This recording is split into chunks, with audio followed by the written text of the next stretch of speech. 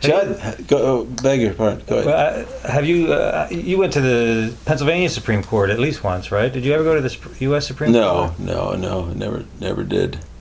I was admitted to the Supreme Court. I could have gone. It was pretty standard. Most lawyers would get admitted to. In those days, they'd have a big ceremony, and I was admitted to the United States District Court, the Pennsylvania Superior Court, the Pennsylvania Commonwealth Court, and the Pennsylvania Supreme Court. I was admitted to, but I never had any. I had cases going to the intermediate courts. I had an appeal that finally went to the Pennsylvania Supreme Court and argued in Philadelphia. They move around the state. They have Harrisburg, they have Pittsburgh, and they have Philadelphia courts, and they hold court different, depending upon your case. So you don't have to travel all the way across the state in most instances. You travel to the nearest appellate court sitting, but I lost that case. It was a school case, as a matter of fact. So it was an important case. The law actually changed during the course.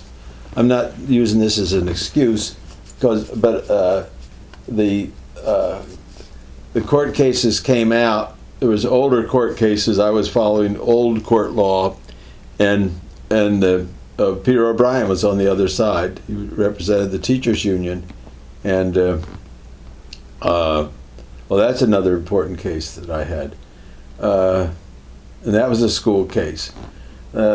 So this teacher was a pregnancy situation, and she was supposed to tell the school board so that they could try to get a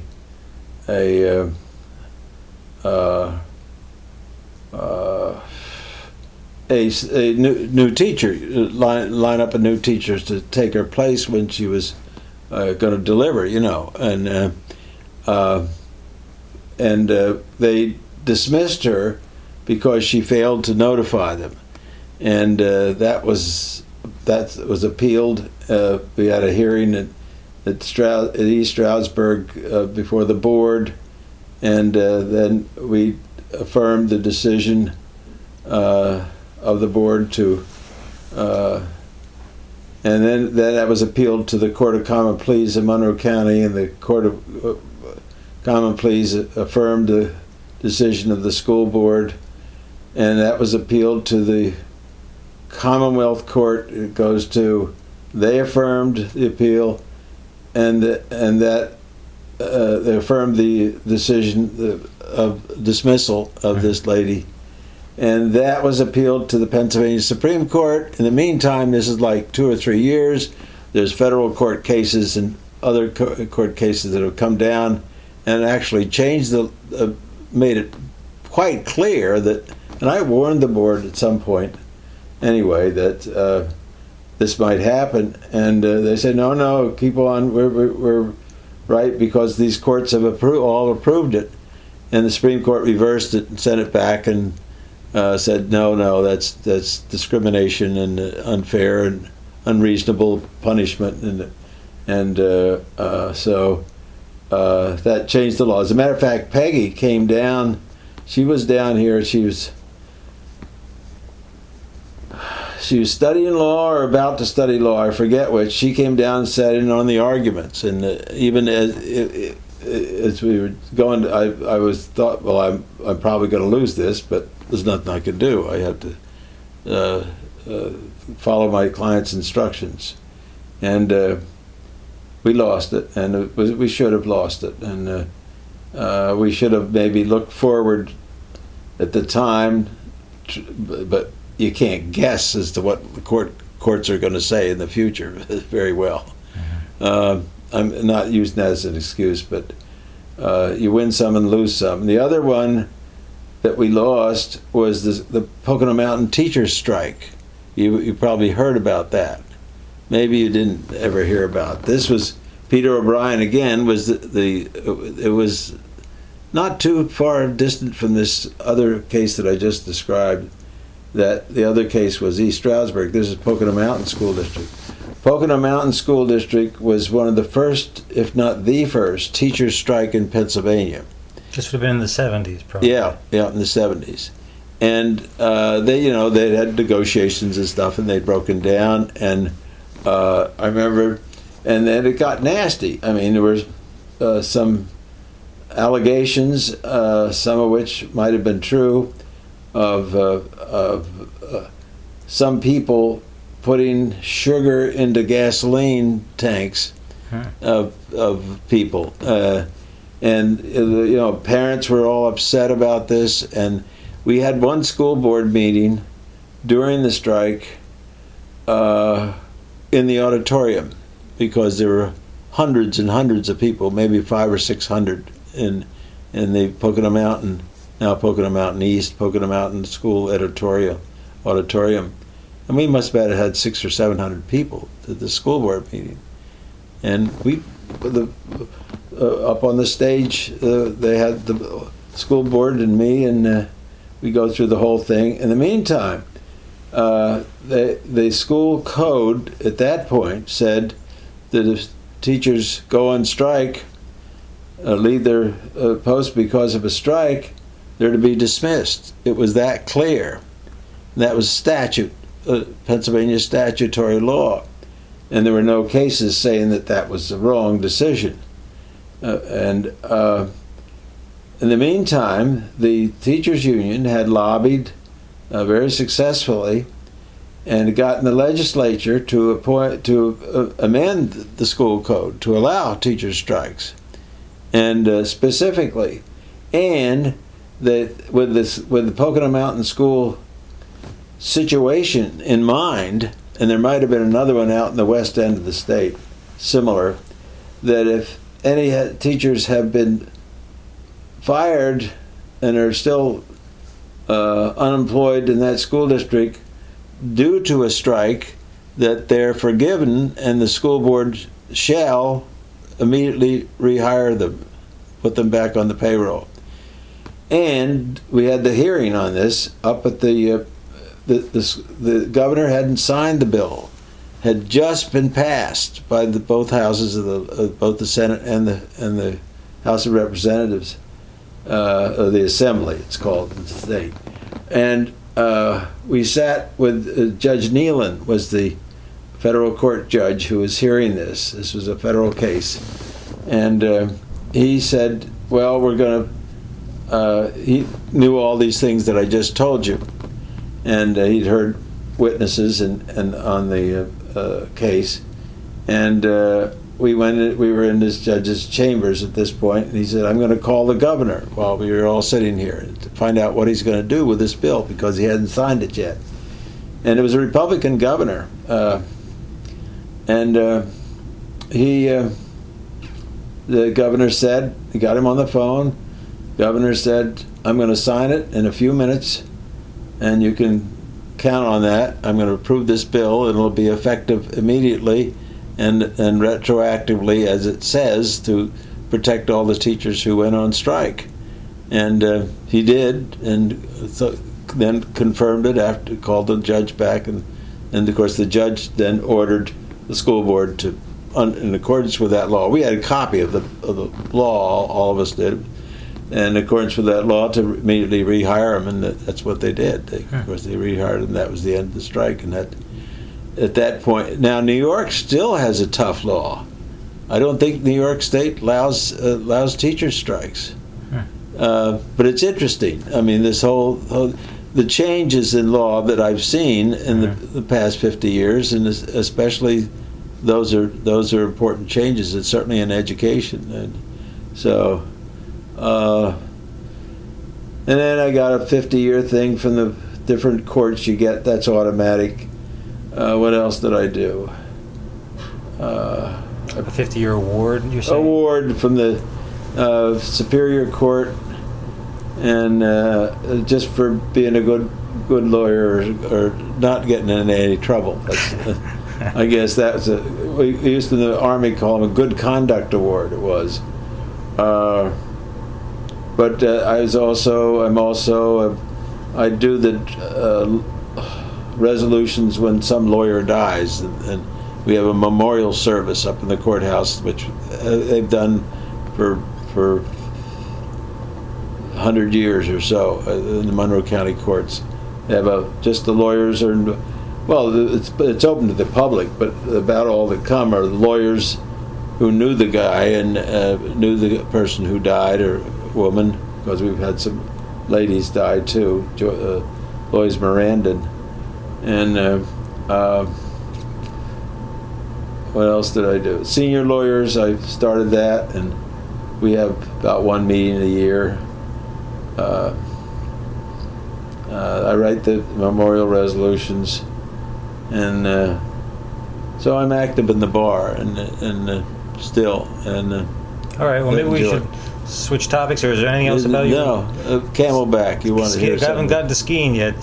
When did you start to ski? Well, as a 12-year-older, and on Peters Hill in East Stroudsburg. Now, Peters Hill is located between Stemple Street and Smith Street. You know where those two streets are? Mm-hmm. And it's it's the north side of the new Presbyterian Church that's there. Okay. Mm-hmm. And there was a cornfield, and there was a knob-like hill there, and so us kids had these old primitive skis, and with just toe straps, and there were no such things as ski boots that you could buy, and we wear Arctics or galoshes is the other word for them, and there's the rubber things with clips of buckles that you'd buckle the front of them, and you'd climb up the hill in the snow with these things, and then you put them on and slide straight down the hill. No way you could turn it because your heels were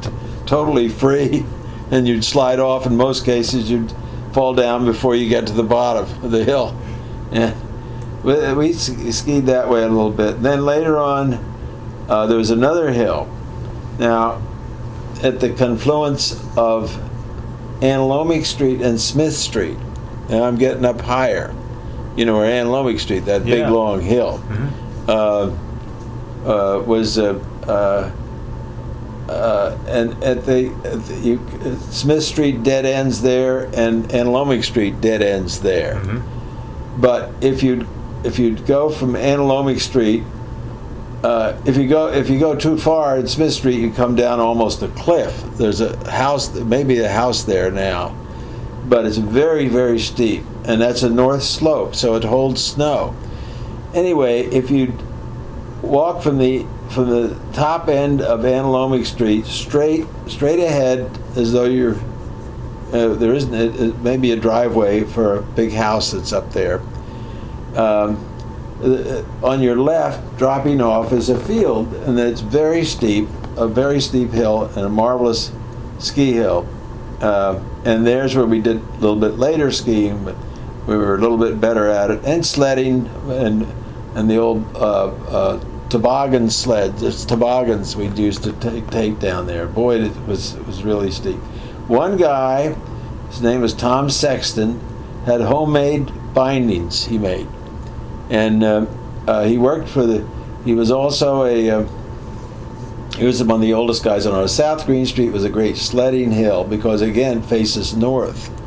That hill in South Street. We had some marvelous sledding. We did some very bad things, like reckless things. If the car there was very few cars in those days. I mean, you know, not everybody had an automobile, or they'd have one for the whole family, and they didn't use them that much in the wintertime. They didn't have snow tires. We had chains that we put on the back tires. We didn't have any front wheel or four-wheel drives, of course.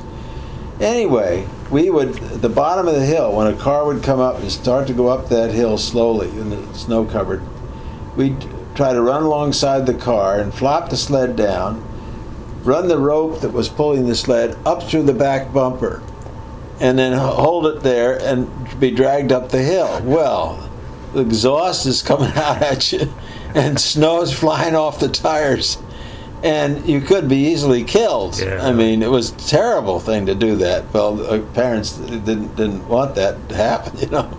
So we stopped doing that for the most part. And but with sledding on Antelope Street, Antelope Street it faced west basically, but it was so steep, and they used to barricade the streets for sledding, and we had marvelous sleds, all different sizes of flexible flyer sleds, and we'd sand the runners to get the dirt off them, and the salt, and we didn't use much salt, the rust, and they get rusty, and so that they were smooth and it would make you go faster. We built a bobsled, homemade, that was about 8 or 9 feet long, and it was made out of wood, heavy wood planking, like big plank, and runners, fixed runners on the back, but the front runner was flexible, so you could turn it, and we had a stick like just a two-edged steering turning thing. You could hold it like that, and the runners underneath that were metal runners that we got somebody made for us, and we get 5 or 6 or 7 or 8 kids on that bobsled and come with all that weight, come down that hill. Was wild. I'm telling you, we sometimes crashed and burned, but this was a rugged sled, a rugged vehicle, and it didn't break easily.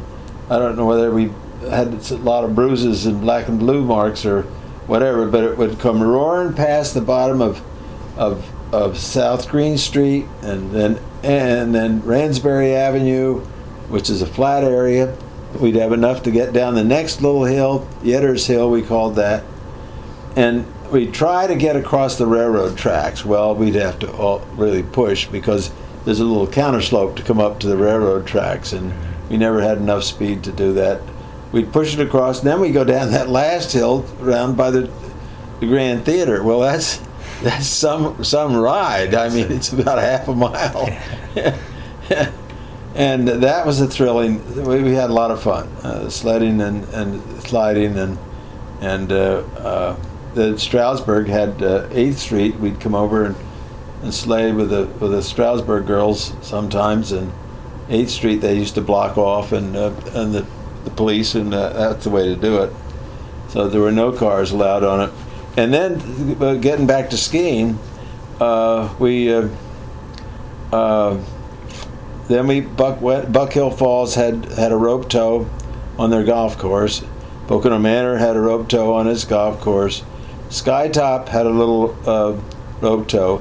All 3 of those resorts had a bobsled run, big framed bobsled run. And Skytop was one of the ones that I could remember doing. I never did the ones at Pocono Manor, but winter sports we loved. And we load the bobsled or toboggan, and these are just straight shots down on a lake in 2 cases. One was at Buck Hill, there was a frozen lake, Skytop, the huge upper lake at Skytop. And one time we had enough weight on it, we went hurtling across the entire width of that lake, crashed into the bushes on the other side. Nobody was hurt.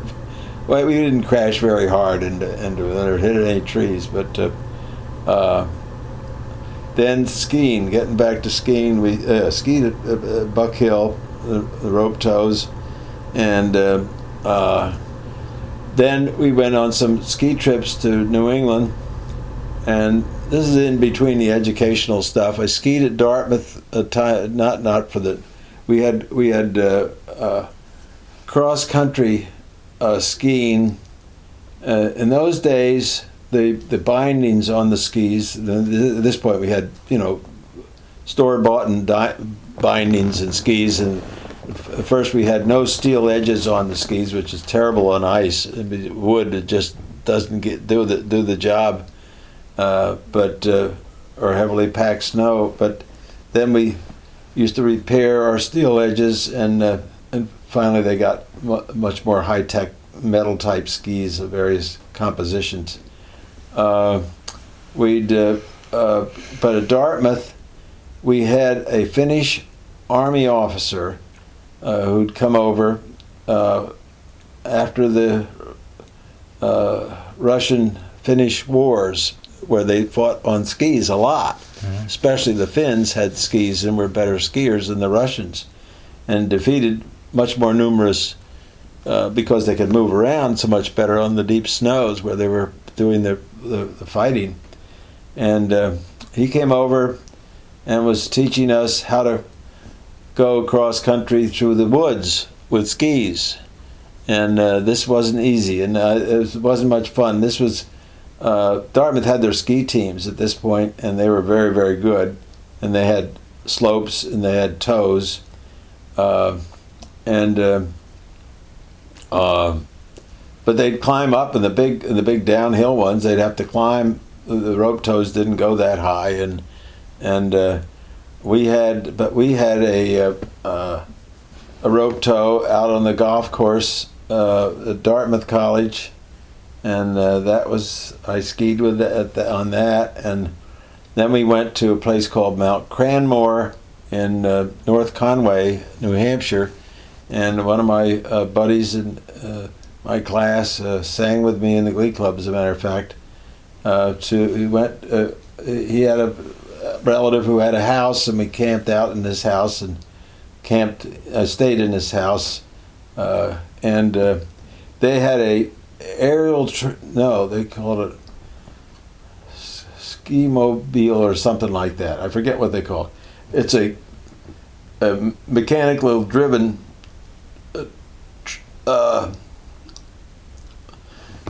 belt machine that goes all the way up the hill, and you'd sit in it, and it was at ground level, and your skis you'd hold, and it would go up this track, and it was pulled up by a chain kind of inside this structure that was an early type of lift that lifted you to the back of and then they had chair lifts. They got chair lifts that different ski slopes.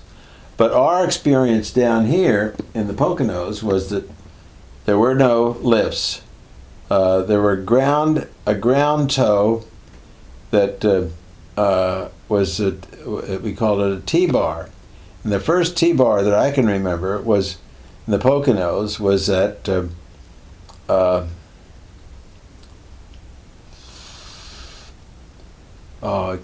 Jack Kalin's has a big resort out in the West End, just almost over the line into Carbon County. I forget the name of it. Anyway, it's near Big Boulder ski area, and Big Boulder is right on the lake there that they have there at his development. It was called a hazard ski run, and that's Gene and I on our part of our delayed honeymoon just after World War II, or I was out of World War II.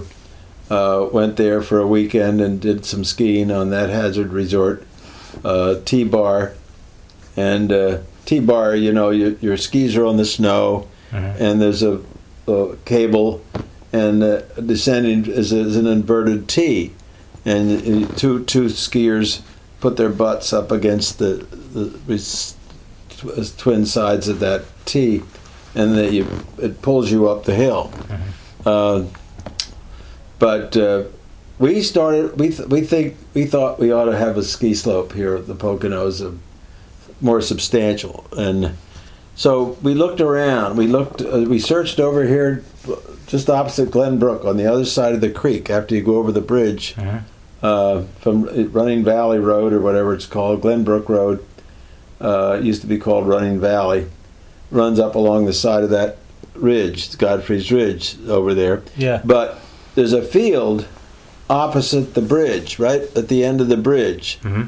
and just between the road and this mountainside. And we looked over there at that. As a matter of fact, we started cutting some sort of view lanes to see about the terrain. It has a good north exposed slope, mm-hmm. and it was owned by Glenbrook, because before Donnie Nickman had it, Glenbrook, this was way before, Donnie wasn't born yet. Or maybe he was born, but he was just a little boy. Anyway, he was down at Water Gap. That's another story, but that's a legal story too. Howard Nickman's development of Water Gap, of Wolf Hollow Country Club, and I could do 3 minutes on that or 5 minutes on that. Anyway, well, I'll mark it down and we'll come back to it when we have time. Okay, yeah, it's part of the Water Gap thing. I meant to mention it. Anyway, we explored that, rejected it. We went up to the top of the mountain, something ridge, near Lake Naomi, not too far from Lake Naomi, on top of the mountain. We explored that. There's another site, possible site. Now, when you say you're talking about your brother and yourself? Yeah, and Russ Imp and Holt Wyckoff. Okay. There's a group of us, and then because we all skied, and a guy named Bill Kenny was involved too. He lived over in South Stroudsburg. He was a good skier, and we used to go on ski trips together, different people in this thing. And then we finally decided, we used maps, topographical maps of the county. They weren't too complete in those days.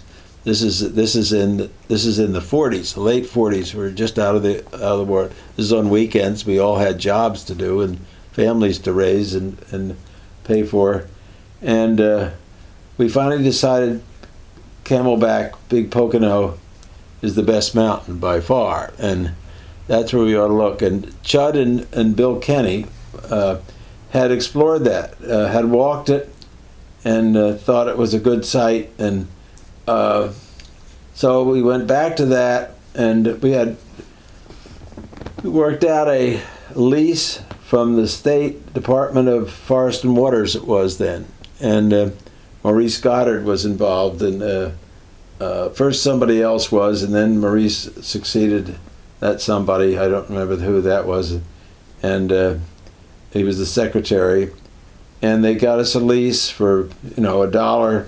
This is crazy, and we were but the lower part of the mountain was owned by a farmer named Ira Haye. And this is not where Camelback's trails are now. This is east of Camelback's trails. I have to show you this. We negotiated a lease with Mr. Haye on a broiling hot day. He's a one-armed farmer who was planting corn with one arm. And how you do that is quite a stunt. And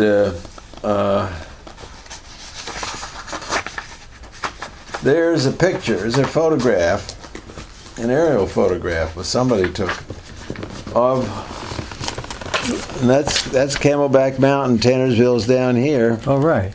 And this is just, if you're looking at this, is opposite where a bridge goes over Pocono Creek. Uh-huh. And now in this farmer's field, the cornfield at the base of that hill, and it's steep all the way through there, and that was natural snow, because that was before snowmaking was invented. Mm-hmm. And here's one line for one rope tow, which was left-handed, which is really tough for a lot of people, and here is the other rope tow, and it's right-handed, and we operated that for 2 years, and at losses, and there's pictures of the base area with skiers on it.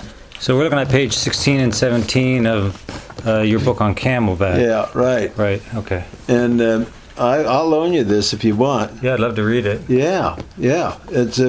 I marked the places that I thought were of interest, different stages in the development of Camelback, because then we found out that this was not a good site. There was kind of marshy area at the base of some of these, which wouldn't freeze over, mm-hmm. and you go crashing into this marsh And it was a terrible transition because, as I say, it's the lower part of the mountain is the steepest part. And there's a ravine kind of in there, and the creek that runs along the bottom of that ravine. Now, some of that is piped underground. Some of that creek is called Coolmore Creek. Comes down from Camelback, because the present Camelback is up here, development. And anyway, it didn't have any beginners area. Beginners area we called the Nursery Slope, and it was an intermediate area. It was too steep for beginners, and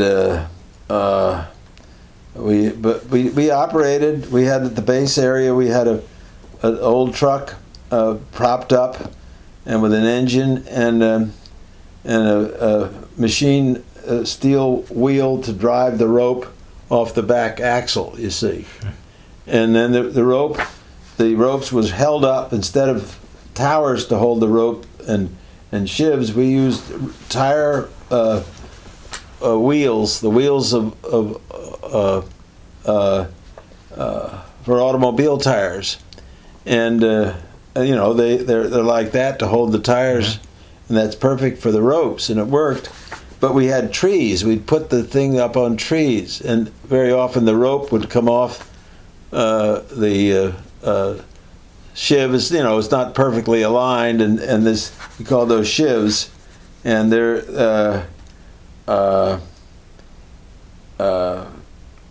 they go around, and the rope moves smoothly over those things, and it would come off though, and then it was all sagged down on the ground. Couldn't operate it, and even though there were several of them going up the mountain, Russ Imp, who's a marvelous strong guy, he'd shinny up these trees and put the rope back up on the shiv, and we had a hot dog stand, not as big as this room was our hot dog stand. And a guy by the name of Jack Smiley, who was Jack Smiley Sr., still alive, he operated the hot dog stand. He was a young guy like us. And we had a his and her outhouse, one-holer, and that was the sewage disposal system. So, and then the 1955 flood came along, and it took all that down the creek to the Delaware and the Atlantic Ocean. And that was the end of the big Pocono Ski Corporation. We asked a corporation, we formed a legal business corporation, issued stock for the labor that the guys performed. We kept time charges, and we'd make cash. We needed some cash, and we'd have advanced upfront money, and we'd assess the board of directors, who were my father-in-law, Irv Harrison, my father, and Chud, and me, and Russ Imp, and Holt Wyckoff, and that was the board of directors. $10 a meeting, and you had to pay to get into the meeting. So anyway, we paid off all our creditors, and the lift tickets were $1.50 for all day, and we had little strings. We tied them onto some of the Shanley family helped us tie those strings on. We kept and we have a museum up at Camelback now. I'll have to get up there and take a look. You have to see. I have to go with you when you go, okay, great, and I'll give you this. Will tell you a lot more about it. But that enabled us to later. Then we closed it, but we had this lease with the state yet alive. It was it wasn't hurting them any. And in the meantime, the trails are growing up with wood. It reseeds itself, obviously, all the trees that are there. Yeah. And you can't even see this anymore. When we first started Camelback 42 years ago, you could still see it, but it was growing up.